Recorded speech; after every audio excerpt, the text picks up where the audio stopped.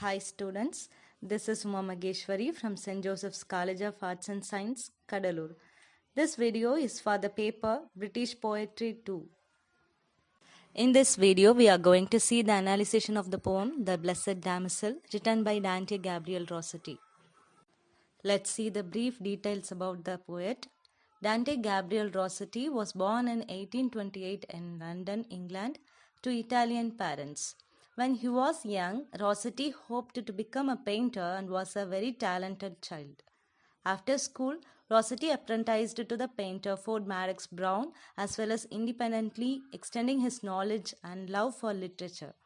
Rossetti is most well known for his founding of the Pre-Raphaelite Brotherhood in 1848 along with a number of other painters. In the late 1840s, while starting to exhibit his paintings, Rossetti met Elizabeth Siddal, who is an English artist and poet, would work as one of his models and eventually become his wife. She committed suicide in 1862 after losing a child. Rossetti buried the only finished manuscript of his poems along with her body. Rossetti could not completely recover from Lizzie's death, but his reputation was growing. After her death, Rossetti moved to Chelsea, where he began a more aesthetic and sensuous approach to art. Later, he focused not on literature but on painting his mistresses. In 1860, he published a book of translations, the early Italian poets, and during this time, he turned his attention once again to poetry and decided to exhume his manuscript from Elizabeth Siddal's grave. These poems were published in 1870 under the title Poems. In 1872, his health began to fail and he spent his time in his home in Chelsea. Rossetti died in 1882 after his health took a turn for the worse. Let's discuss about the details of the poem. Dante Gabriel Rossetti wrote The Blessed Damsel when he was 19 years old. It was one of the very first poems of his career and it later became one of the most influential poems of the pre-Raphaelite movement. The poem is narrated by an omniscient speaker who describes and quotes both the damsel in heaven and her grieving lover on earth. The genre of the poem is ballad. The setting of the poem is in heaven, where a damsel watches over her lover on earth, and it takes place 10 years after her death. It's one of the interesting things that 10 years of earth is felt as one single day in heaven. The tone of the poem is sad and lamenting as the damsel is waiting for her lover to join her in heaven and begins to fear that this will never happen. The protagonist is the titular Blessed Damsel, a young beautiful woman who died 10 years ago and has reached heaven now. Her heavenly existence is only overshadowed by the fact that she is yearning for her earthly lover to finally join her in heaven. While there is no obvious antagonist, the damsel begins to question God after waiting for a long time, implying that he won't let her beloved enter heaven for a reason. The poem consists of 24 stanzas with 6 lines each. The constant rhyme scheme is ABCB-DB. The meter is iambic tetrameter, which means that it generally contains 4 unstressed syllables and 4 stressed syllables. Rossetti uses punctuation in several significant ways in this poem. The most interesting use of punctuation is to separate the lover's words from the rest of the poem by using parentheses so that the reader knows someone else is talking. Let's move on to the details of the speaker. The speaker in the poem is an omniscient separate persona who can see the damsel as well as her lover on earth. He describes the damsel in careful detail in the first few stanzas, focusing on her embellishments and adornments rather than on her sensual beauty. Unlike speakers in other poems, the speaker in this poem does not have a fleshed out character with specific personality traits. We can infer certain things about the speaker, however, by the way he describes certain things within the poem. Let's analyze the poem, The Blessed Damsel. Rossetti begins this poem by having his speaker describe the woman that he refers to as the blessed damsel. This woman is leaning out over a wall, one of the highest points in heaven. The narrator can see into her eyes and discerns that they are deeper than the depth of stilled water. This damsel, a young unmarried woman, is extraordinarily interesting to the speaker. He sees her as unattainable but also as infinitely deep and beautiful. The speaker continues on, giving some more detail to the scene he is weaving. The woman is holding 3 lilies in her hand, and scattered throughout her hair are 7 stars, representing the 7 classical planets or maybe luminaries. This woman is part of humankind and subject in some way to the delicacies of life and death, but she is closer to God than a normal person would be. She is being directly related to the sky, the traditional realm of God.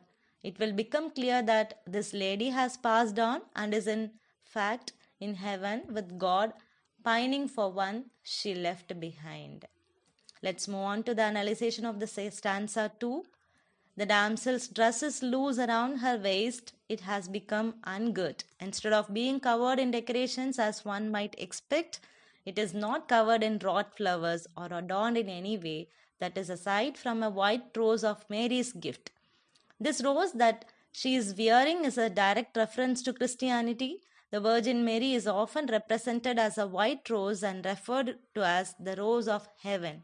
This strengthens the divine connection that this woman appears to have. The last line in the stanza once more contrasts the religious imagery. Instead of having her hair pulled back and covered as would be proper, it is down, laying along her back and shining bright yellow. A woman's hair has been seen throughout time as the embodiment of her sexuality, and to have it out as this character would not follow with Christian teaching. In the third stanza, it seems to the speaker from her countenance that the woman has only just gotten to heaven. She is one of God's choristers, but she still has a look of wonder on her face as if she only just arrived. She is still stunned by her surroundings. It might seem as if the woman has only been there for one day, but she's been there for 10 years. This speaks to her purity and divine soul, that she is still amazed by what she is seeing. In the fourth stanza, which is inside the parenthesis, that is told from a different perspective. The lover that she left behind in the mortal world is mourning for her absence. To him, it seems like she has been gone much longer than 10 years, but he can still remember her well, so well that at this moment it seems as if she is there leaning over him, her hair draping around his face. This fantasy is soon crushed. It is not the hair of the damsel, only leaves that are falling from a tree. This person was outside daydreaming and got caught up in the fantasy. The fifth stanza describes the narration returns to the moment when the speaker is gazing up at his beloved, who is standing on the rampart of God's house. She is leaning over the walls that surround heaven. God built this place in safety. It is so far above the earth that when the damsel looks down, hoping to see her lover, she can't even see the sun. In stanza 6, the rampart of God lies in heaven, where the damsel is trapped. There are many things that separate the two lovers. There is the distance itself, as well as the flood of ether that heaven is built on, and the void of space through which the earth is spinning like a fretful midge or a worried fly.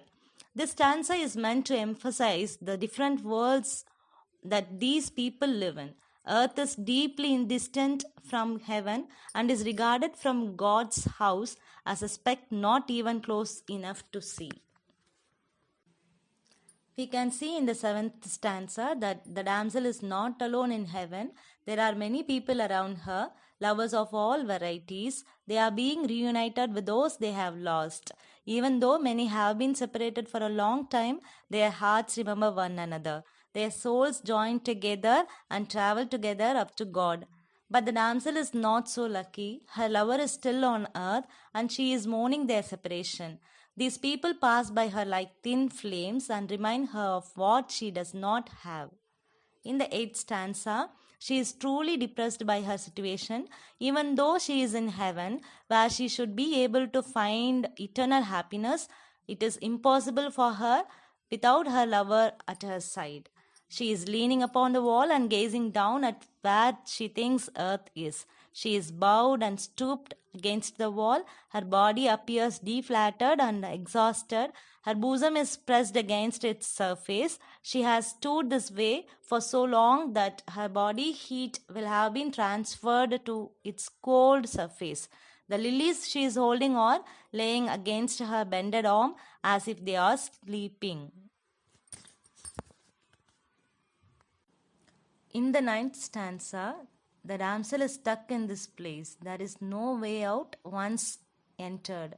From her viewing spot, she can see that on earth time is moving forward fazedly through all worlds.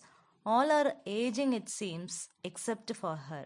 The damsel now begins to speak. The reader does not know what she says at this point, only that it sounds as if the stars are singing.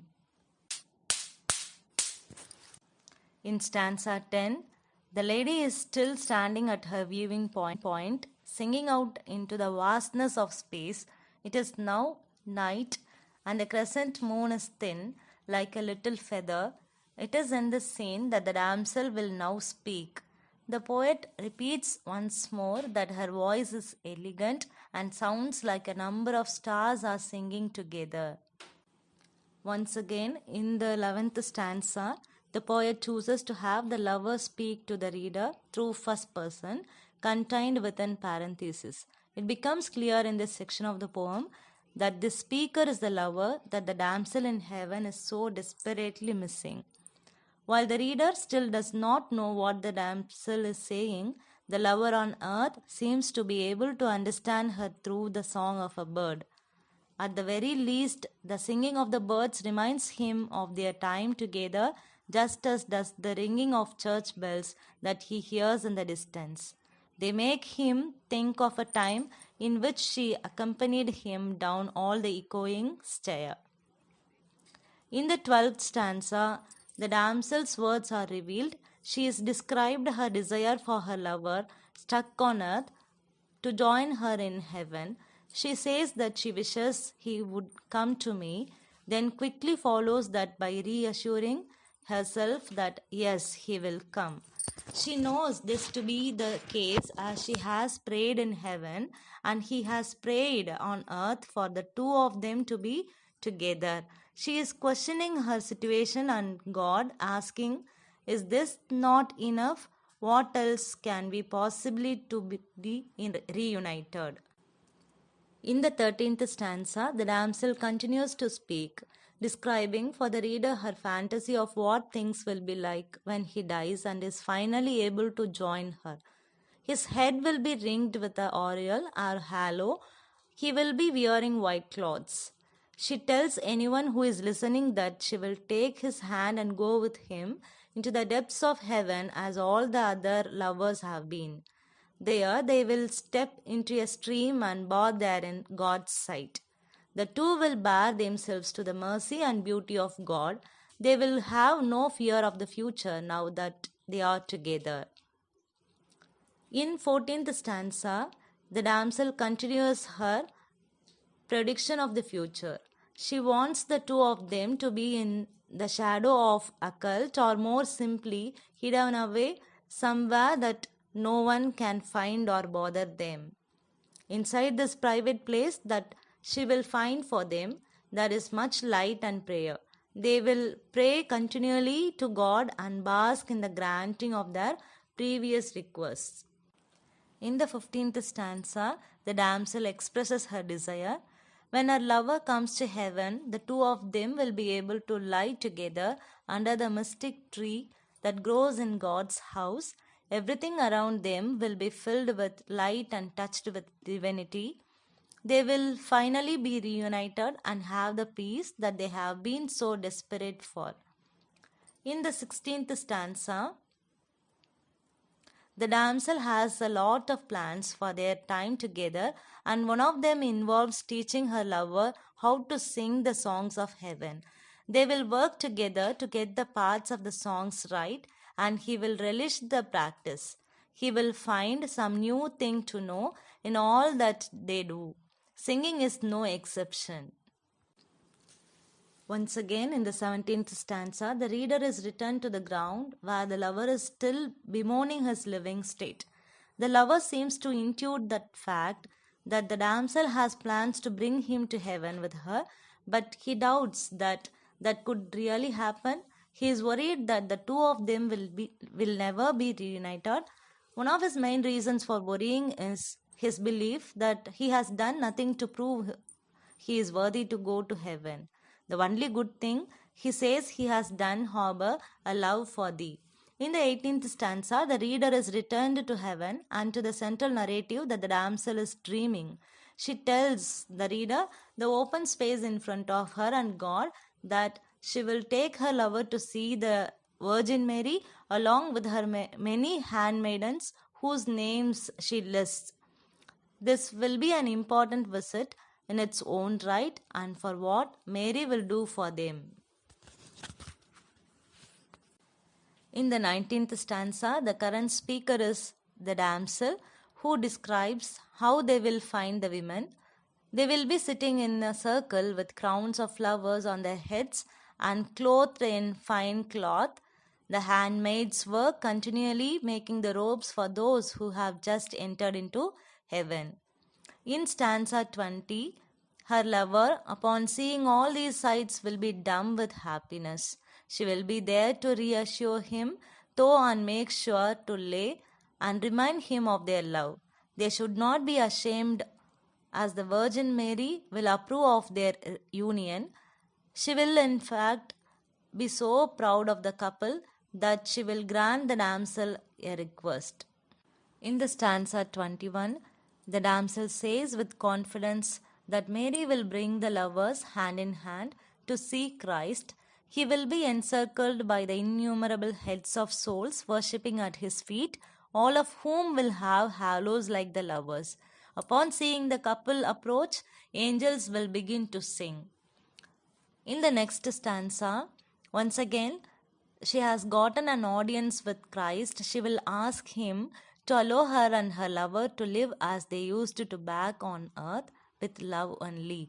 She will tell Christ that they must be together in love as they only had a short period to live each other on earth. Now they will be able to do it for the rest of the time. In the 23rd stanza, the damsel breaks from the dream she is living in and comes back to her lonely reality. She is once more standing and gazing.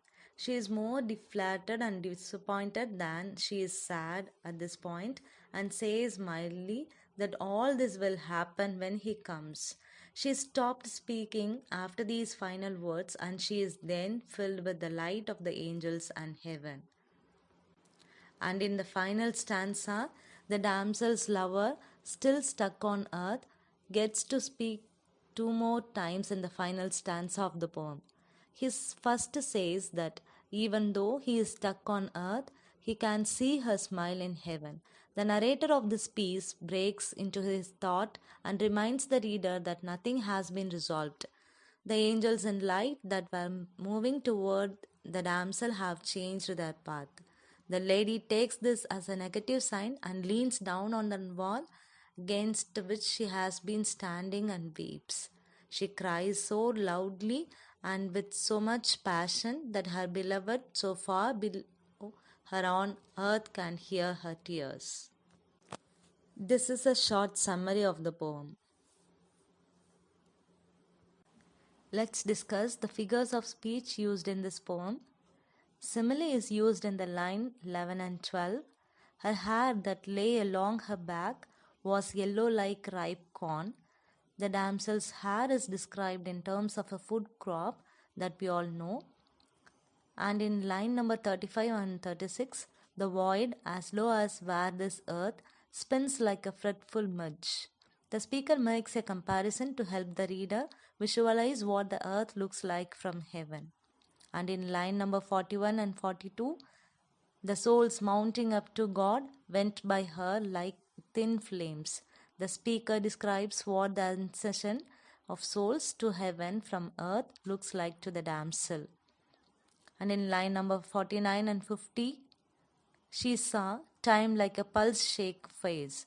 The damsel also can see the passage of time from where she is leaning out over heaven. In line number 55 and 56, the curled moon was like a little feather. Later on, the speaker compares the moon to a feather. Additionally, the speaker uses a simile to describe what it sounds like when the damsel speaks. Her voice was like the voice the stars had when they sang together. Metaphor is used in two places. One is in line number 33. The speaker refers to the passage of time as the tides of day and night.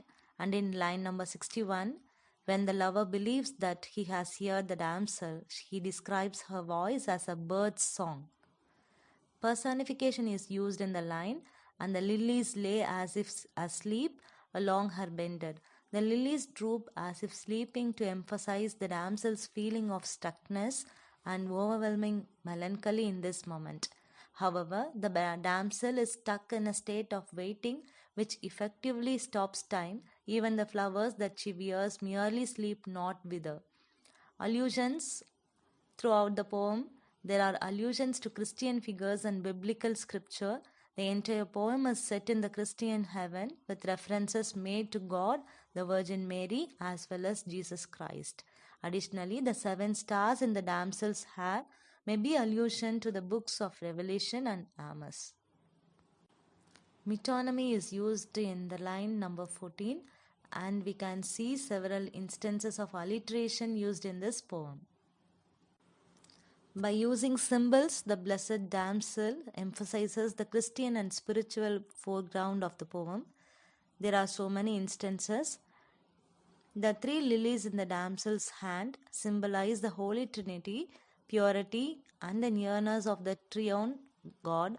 The florals on the damsel's cloak are emblematic of the damsel's innocence. The 7 stars in the damsel's hair potentially come from Revelation. The word blessed evokes saintliness and affinity with the Virgin. The blue from the damsel's eyes is a color associated with the Virgin. The damsel's unadorned robe is indicative of her purity. Her yellow hair accords with traditional representations of the Virgin. Finally, the white rose is a reference to Dante's Empyrean. Thank you.